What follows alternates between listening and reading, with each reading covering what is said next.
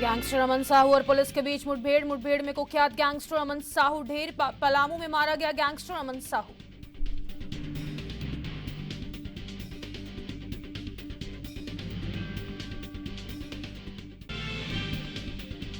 तेज प्रताप और हेमा यादव को मिली बेल। नौकरी के बदले जमीन घोटाले में मिली बेल। 50,000 रुपए के निजी मुचलके पर जमानत।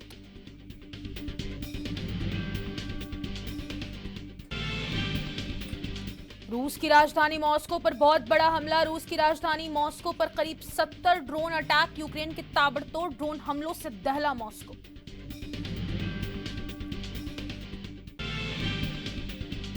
बिहार के वैशाली से बड़ी खबर। वैशाली में निजी स्कूल पर बमबारी और पत्थरबाजी। सीसीटीवी में कैद हुई पूरी वारदात। मामले की जांच में जुटी पुलिस।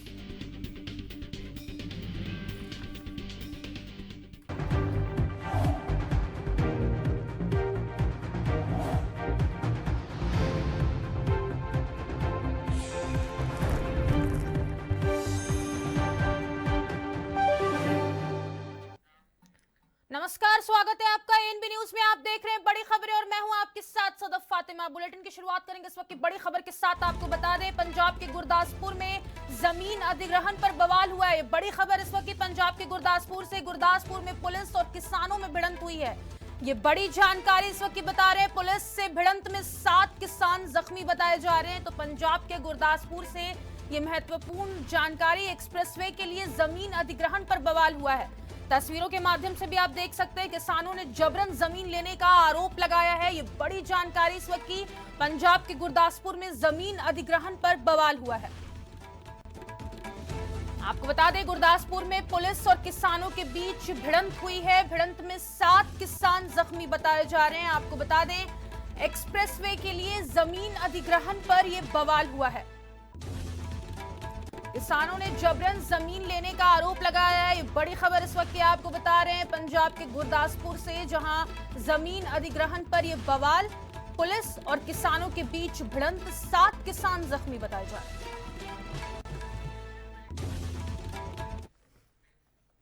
आगे बढ़ेंगे। आज बजट सत्र के दूसरे फेज का दूसरा दिन है और दूसरे दिन भी हंगामा देखने को मिल रहा है, जिसमें सबसे ज्यादा प्रदर्शन नेशनल एजुकेशन पॉलिसी और ट्राई लैंग्वेज को देखने को मिल रहा है। साथ ही केंद्रीय शिक्षा मंत्री के बयान को लेकर भी डीएमके सांसदों का संसद परिसर में प्रदर्शन देखने को मिला।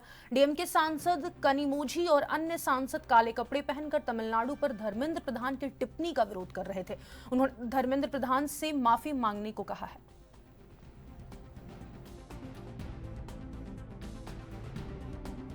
फिर से एक बार कहना चाहूंगी कि ये सिर्फ राजनीतिक है, ये डिवीजन पॉलिटिक्स है। साउथ इंडिया को नॉर्थ इंडिया से डिवाइड करने की एक पॉलिटिक्स है। ऑपोजिशन के पास एक बचा खुचा वो एरिया है जहां वो सोचते हैं कि डिवाइड करके, चाहे अब लैंग्वेज के आधार पर। मुझे लगता है बच्चे जितनी लैंग्वेजेस सीखें उतनी अच्छी है। भारतीय जनता पार्टी किसी भी लैंग्वेज के अगेंस्ट नहीं है। इनफैक्ट हमारे माननीय प्रधानमंत्री हमेशा साउथ की जो लैंग्वेजेस हैं, स्पेशली तमिलियंस के साथ रहे हैं और हमेशा उस लैंग्वेज की बहुत रिस्पेक्ट करते हैं। वो लैंग्वेज सबसे पुरानी है, हम मानते हैं, और हमको भी सीखनी चाहिए इनफैक्ट तमिलियन, और मुझे भी सीखनी चाहिए, मैं कहती हूँ। और जितनी लैंग्वेजेस सीखेंगे उतनी बेटर है। आप उतना अपना होराइजन बड़ा कर सकते हो। इसमें एक हिंदी ना सीखने के लिए क्यों ये जोर दे रहे हैं? क्या ये नहीं चाहते कि वहाँ के बच्चे नॉर्थ के साथ जुड़े या नॉर्थ का कल्चर सीखे? Supports the stand taken by the DMK. Yesterday I was there in the house. The language which has been employed by the Honorable Minister Dharmendra Pradhan is deprecated. It is unexpected. The central minister will use this language to the people of the Tamil Nadu. This is really, he has downgraded the peoples of the Tamil Nadu by using the expression. And I will also say that either he should seek apology in the house itself, otherwise he should be removed. He should be removed as a minister from the cabinet. The Honorable Prime Minister must hear that what your ministers are doing. You can't just loss aside every fact. You have to hear what your ministers are doing. Ministers are expressing their words, their body language, their words in the past. Yes, the union government is withholding the money which has to be given to Tamil Nadu, saying that we have to sign the 3-language policy and the national education policy. They are ruining the future of the children of Tamil Nadu. They have education is in the concurrent list, and they have no right to withhold the funds which has to come to the children of Tamil Nadu. And moreover, yesterday in a reply to the question raised by a member of Tamilchi Thangapandian, a member of the DMK in Lok Sabha, he responded, in a very abusive way, saying that we are dishonest, and he was calling the chief minister as super CM. He said that Tamil Nadu people and our MPs are uncivilized. This is not what we expect a union minister. This is not the language we expect him to be speaking, and this is totally undemocratic. और इसी खबर पर अधिक जानकारी के लिए दिल्ली से संवाददाता अंबुज उपाध्याय का रुख कर लेंगे। अंबुज, आज संसद सत्र का दूसरा दिन रहा, जहां आज भी हंगामा हुआ है। कौन कौन से खास मुद्दों पर चर्चा हुई, जानकारी दीजिएगा विस्तार से। बात की जाए तो संसद के अंदर एजुकेशन पॉलिसी को लेकर के द्वारा तो बयान दिया जाता है, उसको डीएमके उस पर अपना विरोध जताती है, और डीएमके ने जिस तरीके से उसको विरोध के चलते आज की भी अगर बात की जाए तो आज संसद के बाहर भी प्रदर्शन किया डीएमके का। कन्नी मोदी ने उनका जो विरोध जताया था, उनका कहना था कि जिस तरीके से एजुकेशन के अंदर तमिल लैंग्वेज के साथ हिंदी पढ़ाने की जो बात की जा रही है, उससे कहीं ना कहीं जो छात्र हैं उन छात्रों पर उसका अधिक बोझ पड़ेगा, इस तरीके से डीएमके का कहना है। वहीं पर भारतीय जनता पार्टी सरकार की माने तो सरकार का, केंद्र सरकार का ये कहना है कि हिंदी लैंग्वेज जब राष्ट्रभाषा है तो उसको तमिल के अलावा अन्य जगह पर भी कंपलसरी करना चाहिए। ये एक लंबी बहस है, लंबी जिद है, लेकिन और इसको लेकर के अब तकरार संसद में भी देखने को मिल रही है। ये जो ट्राई लैंग्वेज और नेशनल एजुकेशन पॉलिसी के पे जो विवाद लगातार गहरा रहा है अंबुज, इस पर सरकार का क्या कहना है? सरकार का कहना है कि जिस तरीके से अगर बात की जाए तो भारत हिंदी देश है, जिस तरीके से यहाँ पर जो लोग रह रहे हैं, तो वैसे में अगर हम अंग्रेजी और तमिल लैंग्वेज को पढ़ रहे हैं तो बच्चे एक एक्स्ट्रा हिंदी लैंग्वेज भी अगर पढ़ते चलेंगे तो ये जो समस्या आती है अधिकतर हिंदी और अंग्रेजी और तमिल जो लैंग्वेज की है वो आगे जाकर के कहीं ना कहीं उनका गतिरोध खत्म हो जाएगा, क्योंकि बच्चे और भी सब्जेक्ट पढ़ेंगे। लेकिन वैसे में ही तमिल लोगों का अधिकतर कहना है कि हम अपनी लैंग्वेज को दूसरी लैंग्वेज मानेंगे तो हम हिंदी को उससे जैसे ये जो लैंग्वेज विवाद है जो सिर्फ तमिलनाडु में ही नहीं अन्य जगह पर भी देश में देखने को मिलता है। चाहे महाराष्ट्र की बात की जाए या अन्य प्रदेश की बात की जाए तो उनकी वहाँ की लोकल लैंग्वेज रहता है, लेकिन वहाँ पर हिंदी भी पढ़ाई जाती है। तो वैसे में तमिल और जो हिंदी और तमिल लैंग्वेज है ये एक दूसरे के ऊपर एक तरीके से हावी मानते हैं, जिसको लेकर ये पूरा विवाद गहराता गया है। अंबुज, वक्फ संशोधन बिल अभी तक टेबल नहीं हुआ है, जब ये टेबल हो जाएगा उसके बाद विपक्ष की क्या रणनीति है? हाँ, वक्फ संशोधन बिल को लेकर के विपक्ष को पहले से कह रहा है कि जिस तरीके से जेपीसी कमेटी बनाई गई, उस जेपीसी कमेटी में जो सदस्यों ने अपनी राय रखी तो जगदम्बिका पाल जो अध्यक्ष थे उन्होंने किसी की राय को कोई तवज्जो नहीं दी। तो जो भी उसमें संशोधन किया गया है तो वो एक तरीके से वक्फ पर एक तरीके से अधिकार जमाने की बात की जा रही है, यानी कि वक्फ को कंट्रोल में लेने की बात की जा रही है। वही भारतीय जनता पार्टी इस पर अपना पक्ष रखती हुई नजर आई है। भारतीय जनता पार्टी का कहना है कि जो जिस तरीके से मुसलमानों में जो आर्थिक स्थिति से कमजोर लोग हैं या कहीं वक्त के द्वारा ऐसे जमीन अधिग्रहण जो नियम है जो पुराने हैं, काफी पुराने समय से चले आ रहे हैं, उसमें लोगों के साथ में कहीं ना कहीं जायजियां हो जाती है। तो वैसे में कहीं ना कहीं इस संस्था के ऊपर एक दूसरी संस्था का होना अनिवार्य होता है। तो कुछ इस तरीके का जो बात रखनी है वो केंद्र सरकार अपनी तरफ से रखती नजर आ रही है। अंबुज, पिछला सत्र भी लगातार हंगामेदार हमने देखा, ये सत्र भी आज दूसरा दिन है हंगामेदार ही रहा और आगे आने वाले सत्र भी हंगामेदार रहने के पूरे आसार हैं।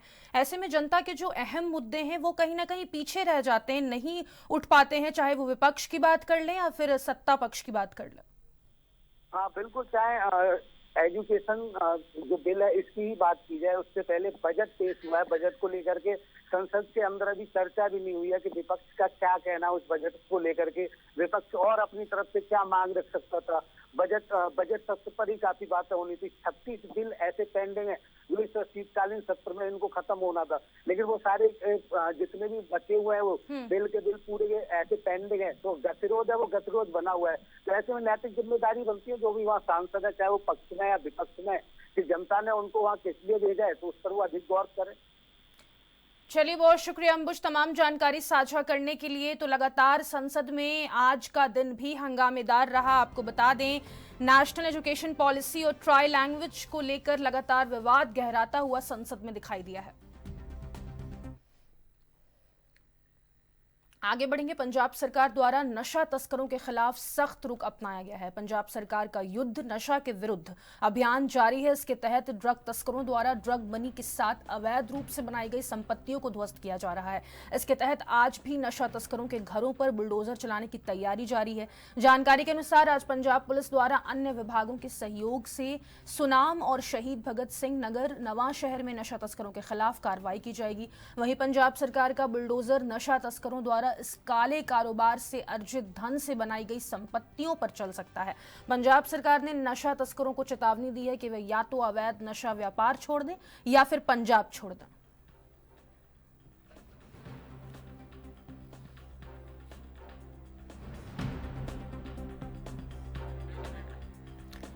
तो पंजाब सरकार द्वारा नशा तस्करों के खिलाफ सख्त रुख लगातार अपनाया जा रहा है। बुलडोजर एक्शन लगातार जारी है। ड्रग मनी से जो संपत्तियां बनाई गई थी उसको ध्वस्त लगातार किया जा रहा है। वहीं इसके तहत आज भी नशा तस्करों के घरों पर बुलडोजर चलाने की तैयारी जारी है। नवां शहर और सुनाम में ये कार्रवाई की जाएगी। वहीं पंजाब सरकार का बुलडोजर नशा तस्करों द्वारा इस काले कारोबार से अर्जित धन से बनाई गई संपत्तियों पर चल सकता है।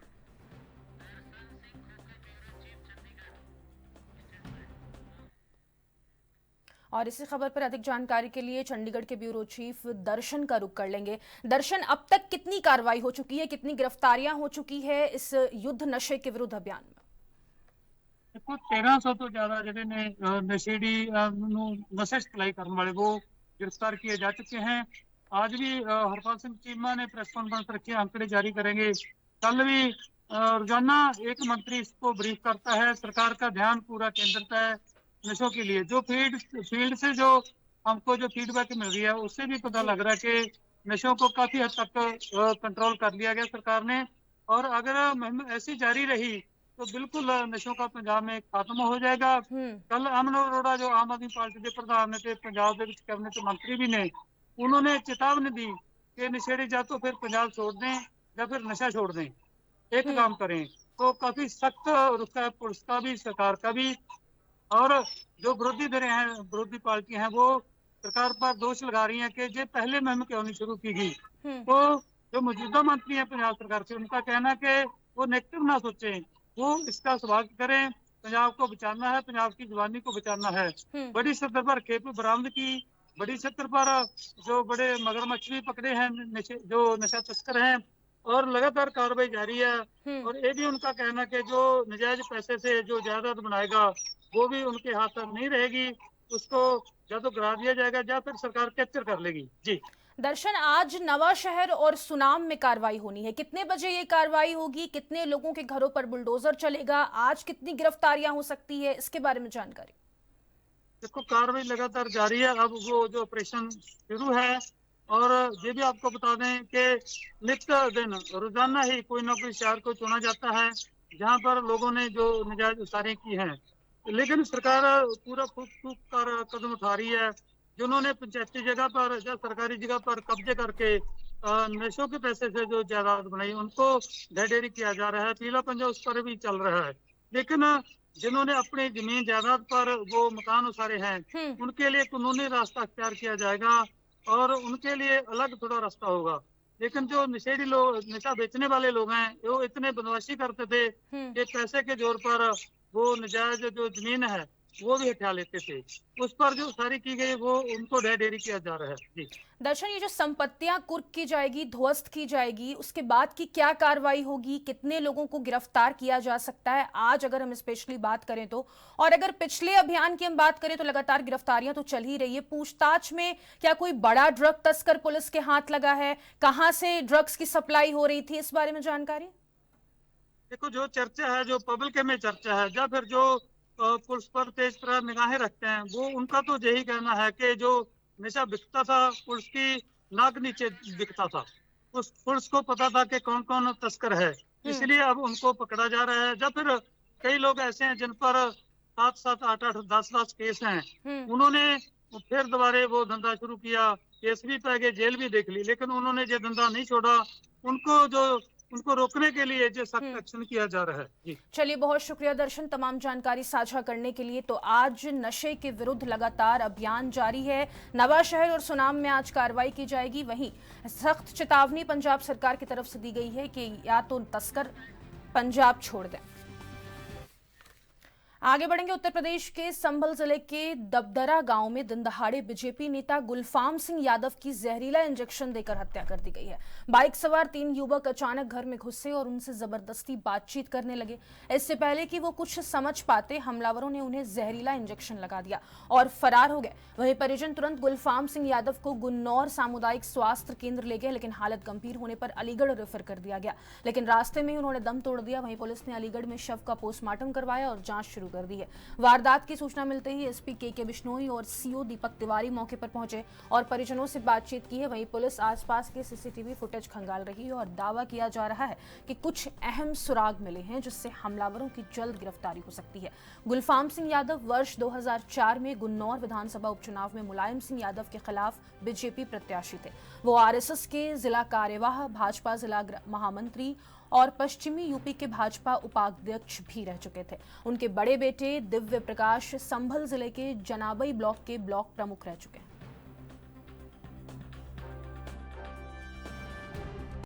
जनपद संभल के थाना जनाबई के दफ्तरा गांव में आज 1:30 बजे के आसपास पुलिस को सूचना मिली कि यहाँ के गांव के प्रधान हैं, उनको किसी ने इंजेक्शन मार दिया है और इंजेक्शन मार के वो लोग भाग गए हैं। पुलिस द्वारा तुरंत मौके का मुआयना किया गया और उनको यहाँ पे नज़दीकी अस्पताल पहुँचाया गया। वहाँ से अलीगढ़ मेडिकल कॉलेज रेफ़र किया गया, जहाँ उनकी दुखद मृत्यु हो चुकी है। उनका पैनल से पोस्टमार्टम करवाया जा रहा है और डॉक्टर से उनकी मृत्यु का सही कारण जानने का प्रयास किया जा रहा है। पुलिस द्वारा यहाँ पे जो आसपास में जितने भी सीसीटीवी हैं, सभी सीसीटीवी को खंगाला जा रहा है और कुछ अच्छे सुराग भी मिले हैं पुलिस को। जल्द ही जिन व्यक्तियों द्वारा ये इंजेक्शन मारने की घटना कारित की गई है, उन व्यक्तियों को गिरफ्तार कर विधिक कार्रवाई सुनिश्चित की जाए।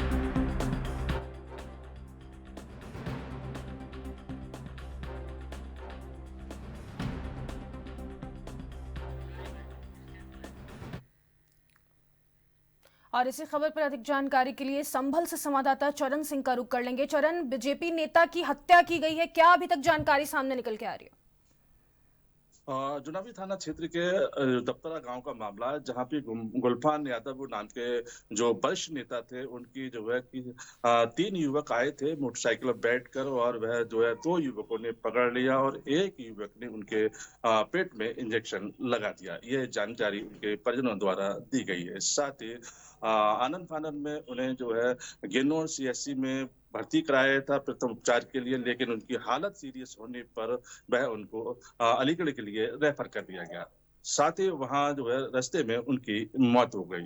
साथ ही इस मामले में 6 लोगों के खिलाफ एफआईआर दर्ज की गई है। 6 लोगों के खिलाफ तहरीर दी गई है। साथ ही अब इस मामले में उनके परिजनों का कहना है कि हमारी रंजिश थी और रंजिश के चलते ये हत्या की गई है। साथ ही एएसपी ने जानकारी दी है कि यहाँ पर जो है जो जानकारी दी है कि यहाँ जो गुलफाम नाम के व्यक्ति जो भारतीय जनता पार्टी के नेता है, उनकी जो है मौत हुई है, इंजेक्शन लगाने की मौत हुई है। साथ ही उनका सब जो है कब्जे में लेकर पोस्टमार्टम के लिए भेज दिया और उनका पोस्टमार्टम जो है हो गया और इस समय जो उनका पार्थिव शरीर उनके गाँव भेजा गया है। साथ ही इसको लेकर सीसीटीवी जो कैमरे हैं उनकी देखा जा रहा है किस्त, और साथ ही उसमें अहम सुराग भी मिले हैं। पुलिस को जो है उस पर जांच की जा रही है, साथ ही उसका पता लगाने जा रहा है कि क्या है पूरा मामला। लेकिन यहाँ पर जो भारतीय जनता पार्टी के नेता हैं वो वहां पर पहुंच गए हैं और लोग जो है वहां पर उनको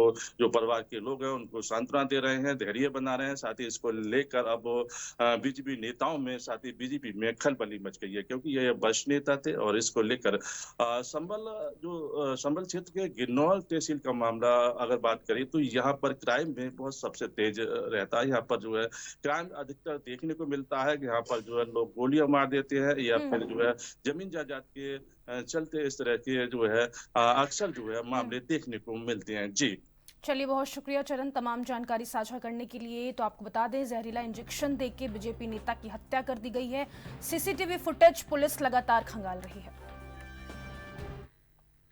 आगे बढ़ेंगे। प्रधानमंत्री नरेंद्र मोदी आज 2 दिवसीय राजकीय यात्रा पर मॉरिशस पहुंचे हैं। पोर्ट लुइस में पीएम मोदी का मॉरिशस में भव्य और गर्मजोशी से स्वागत किया गया। मॉरिशस के प्रधानमंत्री नवीन रामगुलाम, उप प्रधानमंत्री, मुख्य न्यायाधीश, नेशनल असेंबली के स्पीकर, विपक्ष के नेता और अन्य शीर्ष नेता भी इस स्वागत कार्यक्रम में मौजूद थे। पीएम मोदी को गार्ड ऑफ ऑनर दिया गया और पीएम नवीन रामगुलाम ने उन्हें माला पहनाकर गले लगाकर स्वागत किया। पीएम मोदी यहां 12 मार्च को मॉरिशस के 57वें राष्ट्रीय दिवस समारोह में मुख्य अतिथि के तौर पर शामिल होंगे। इस विजिट में पीएम मोदी दोनों देशों के आर्थिक और सुरक्षा संबंधों को आगे बढ़ाने के लिए कई समझौतों पर हस्ताक्षर भी करेंगे। वहीं 2015 के बाद भारतीय पीएम की यह दूसरी मॉरिशस की यात्रा है। विदेश मंत्रालय ने बताया कि भारतीय आर्मी की एक टुकड़ी, नौसेना का एक वॉरशिप और एयरफोर्स की आकाश गंगा स्काई ड्राइविंग टीम भी मॉरिशस के राष्ट्रीय समारोह में भाग लेगी। अपने स्वागत के बाद पीएम मोदी ने ट्वीट किया कि मॉरिशस पहुंच चुका हूं। मुझे प्रधानमंत्री डॉक्टर नवीन चंद्र रामगुलाम का एयरपोर्ट पर स्वागत करने के लिए आभार व्यक्त करता हूं। यह यात्रा एक मूल्यवान मित्र से मिलने और सहयोग के नए रास्ते तलाशने का शानदार अवसर है। आज मैं राष्ट्रपति धर्म गोकुल और प्रधानमंत्री रामगुलाम से मिलूंगा और सामुदायिक कार्यक्रम को संबोधित करूंगा। हमें यहाँ पर आके बहुत अच्छा लगे, अपने प्रधानमंत्री श्री नरेंद्र मोदी जी से मिलकर, और इसी तरीके से भारत और मॉरिशस के रिश्ते बने रहें और अच्छे बने। इकोनॉमिक, कल्चर एंड हिस्टोरिकल तो है, और इसी तरीके से मजबूत बनेंगे तो दोनों देशों की दोस्ती और अच्छी बनेगी। आपका नाम है? मेरा नाम प्रीति है। आप मिली प्रधानमंत्री से? जी बिल्कुल मिली, उनसे हाथ मिलाया, उनसे बातचीत करने का मौका मिला, बहुत अच्छा लगा। पीयूष है, मैं बैंक ऑफ बड़ौदा मॉरिशस में काम करता हूँ। प्रधानमंत्री आपसे मिलके प्रधानमंत्री, ये तो हमारे लिए बहुत ही बड़ा मोमेंट था और बहुत ही सौभाग्य है हमारा कि उनसे मुलाकात हुई। इनफैक्ट हाथ मिलाने का सौभाग्य प्राप्त हुआ। And he is a pride of our nation. और बाहर तो हम लोग उनको बहुत ही मानते भी हैं। मॉरिशस बहुत ही फ्रेंडली कंट्री भी है। Thank you.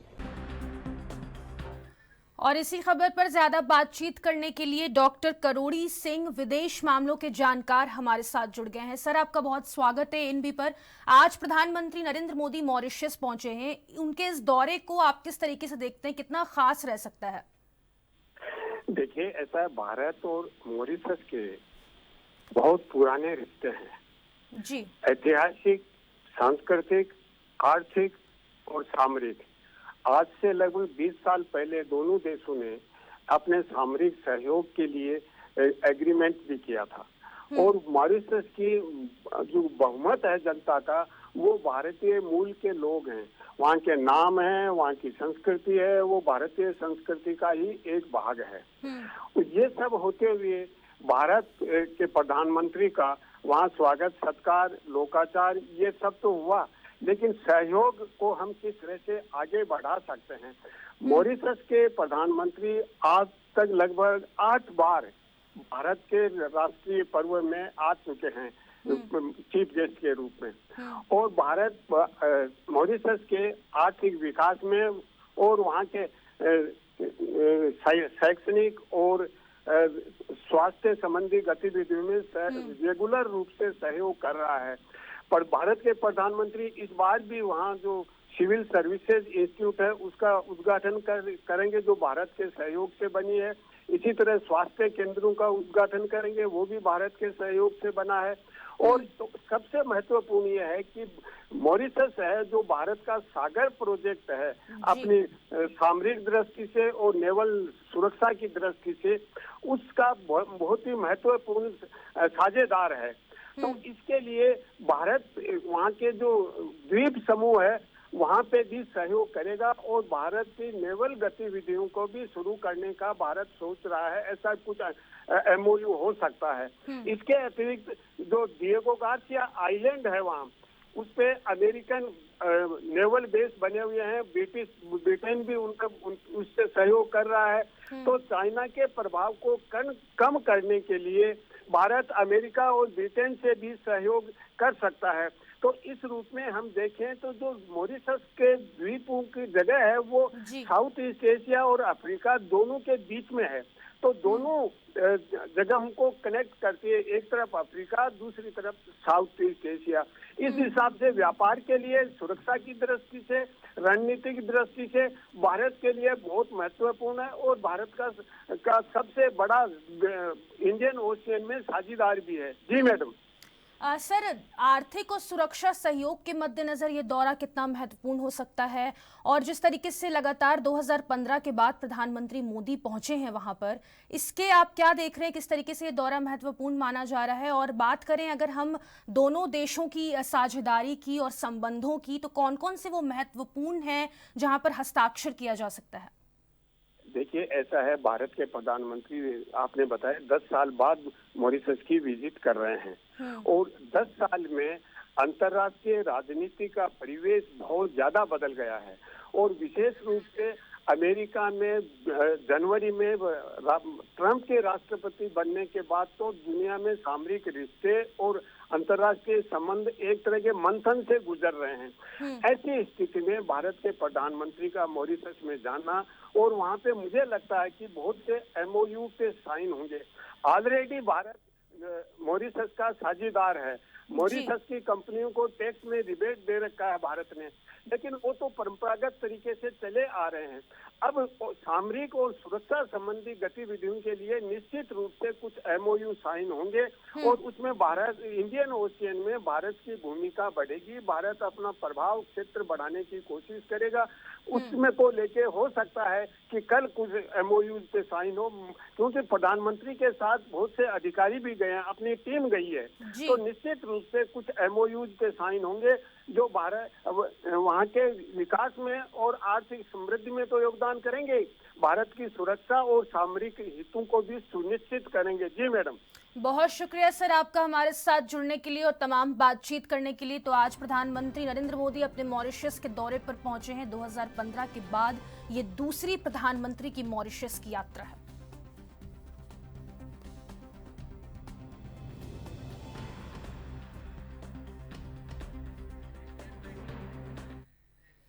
आगे बढ़ेंगे। झारखंड पुलिस के लिए चुनौती बने कुख्यात गैंगस्टर अमन साहू को पुलिस ने मुठभेड़ में ढेर कर दिया है। यह घटना सुबह पलामू में हुई है, जब अमन साहू को रांची पुलिस की टीम रायपुर से पूछताछ के लिए रिमांड पर रांची ला रही थी। इसी दौरान पुलिस की गाड़ी पलामू में दुर्घटनाग्रस्त हो गई। तभी अमन साहू पुलिस का हथियार छीनकर भागने लगा। पुलिस ने जब उसे रोकने की कोशिश की तो उसने पुलिस पर फायरिंग कर दी, जिसके बाद पुलिस की टीम ने उसे एनकाउंटर में मार गिराया। वहीं हमले में एक जवान भी घायल हो गया, जिन्हें इलाज के लिए अस्पताल में भर्ती कराया गया है। अब आपको बताते हैं कि अमन साहू कौन है। अमन साहू पर झारखंड में रंगदारी, हत्या, एक्सटॉर्शन सहित 100 से ज्यादा मामले दर्ज हैं। वह एक समय में हार्डकोर नक्सली भी था। अमन साहू का नाम NTPC DGM मर्डर केस में भी सामने आया था।